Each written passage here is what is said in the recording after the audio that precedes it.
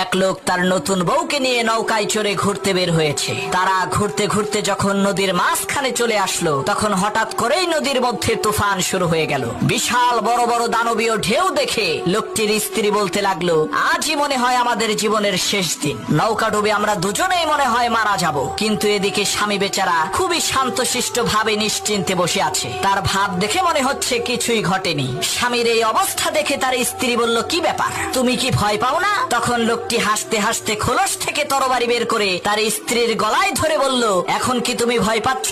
তখন তার স্ত্রী বলল, কি বোকার মতো কথা বলো, ভয় পাবো কেন? তরবারিটা তো তোমার হাতে, আর আমি জানি তুমি আমাকে অনেক ভালোবাসো। তখন সেই লোকটি বলল, ঠিক একই ভাবে এই ঝড় তুফান সবকিছুই আল্লাহর হাতে, আর আমি জানি আমার আল্লাহ আমাদেরকে অনেক ভালোবাসেন। আমার এই তরবারির নিচে তুমি যেমন নিরাপদ, ঠিক একই ভাবে মহান আল্লাহ তাআলার দেওয়া এই ঝড় তুফানের মাঝেও আমরা তেমনি নিরাপদ।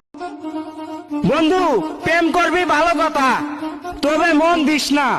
প্রেম করলে আমার মতো করিস, খালি মুতার জায়গায় গুতা দেওয়ার ধান্দা করবি। So sexy.